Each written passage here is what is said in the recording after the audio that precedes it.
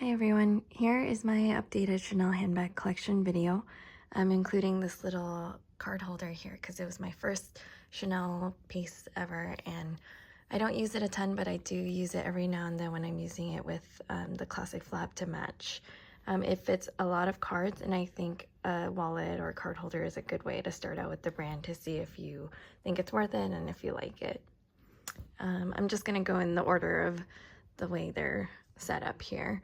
So this is the rectangular mini with silver hardware. This is from, I believe, 21A collection in 2020.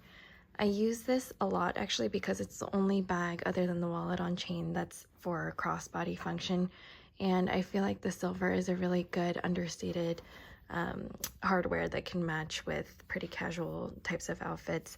I do use mostly gold jewelry, but I feel like I don't really care too much that it doesn't match all my jewelry sometimes. Because this is lambskin, I do have to be a little more careful about wearing it out in the rain, but I've actually gotten caught in the rain a couple times and I just hide it under my clothes and it's fine. I do wipe it every time I use it, and I store it with a cloth, usually under the chain here, to prevent any dents.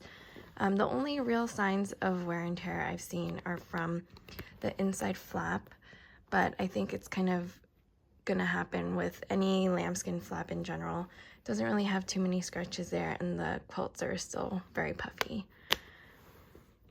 I do think the rectangular minis are very popular because it's a similar look for way less than the full price of the classic flaps, but they are very hard to find in stores. So I know there's a lot of wait lists, but I was just lucky to walk into the store one day and find this there. Next, I have this white small classic flap. So I actually have two small classics. The beige is also a size small. I did get this white one first, and this white one, I will say, I was very nervous to wear it all the time, obviously because of color transfer, but white is such an easy color to wear with any outfit, and I feel like I didn't really get any color transfer. I'm sitting here in natural lighting, but yeah, there's no color transfer, and I think one time there was a little bit of blue that got on the edges, but I was able to wipe that out really easily with a water wipe. This is the white, it's more of like a cream white color, and it was from spring summer, I believe, of 2021, and I got it through Nordstrom and was able to use my Nordstrom gift cards and my double points days, so I actually got a pretty good deal on this, and this was back when the classic costs around $6,000. I believe it was like $6,100 or $6,200, and it's in the light gold hardware, whereas the classic ones, as you can see, the beige in the back, it's that yellow gold. I use this one probably the most because even though I have the black classic back there, which I'll talk about, this white one, I feel like it's just a pop that you don't see a lot. Everyone uses more, or I feel like the black classic is more common in the city at least. And white is just such a stunning color that will match with most outfits, and I feel like most of the shoes I wear actually are white too, which is probably why I tend to reach for this as long as I don't have to worry about color transfer. Next is this beige small classic flap in also caviar. You can tell that because this is the classic model, it has the edge stitching, whereas the white one was a seasonal flap, so it doesn't have that edge stitching here. I think some people prefer one or the other. I don't really mind, but I would say the edge stitching makes it look a lot more cleaner as a bag in general, because it just looks like the white has this like puffy look on the edge, and the beige, because of the edge stitching, it looks a little more structured, I guess. But it sucks that the seasonal colors don't have the edge stitching anymore, but I still like it. I don't wear this one as much as the white one. I think this beige is definitely a warmer color that is a little harder to match with, and I don't know, it doesn't look as good with like light blue denim. I know people worry about color transfer with this bag as well, but I haven't really had any issues from that. I will say when I'm wearing like all white or monochrome, like lighter colors, I will reach for the beige more because the white can match with like blues and black and most other colors. So I have to like think of an outfit to wear with this beige one. But it is a classic, and I feel like I'll reach for these two more than the black ones. Black Chanel bags in general when I'm going somewhere nice. This is the medium classic flap in black and gold hardware.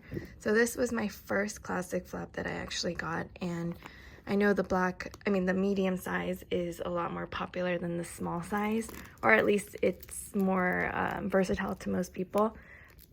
I'm trying to compare. The medium size, it definitely fits more, but I think it has that like rectangular boxy look, and I know the small size just looks so cute and like a little box, whereas the medium can look a little bit overwhelming on some body frames. For me, I think the medium looks fine, but sometimes it's bigger and heavier than what I want to be carrying around. I will say the crossbody chain, for me, wearing the medium size as a crossbody bag looks better than the small size because the small fits a little too high on me. But if I have to be hands-free, then I will wear a crossbody. This is the wallet on chain. So this is most people's first Chanel handbag, and this, I think, I bought it, sold it, bought it, sold it, and bought it back for a third time because no matter what I do, this is like the most useful travel, quick grab and go bag if you don't really have to carry a lot. It only fits probably my wallet, my car key, apartment key, some lipsticks. If I need to bring like a tampon or a pad, I'll shove like one in there, but it's a good evening travel bag, evening or travel bag.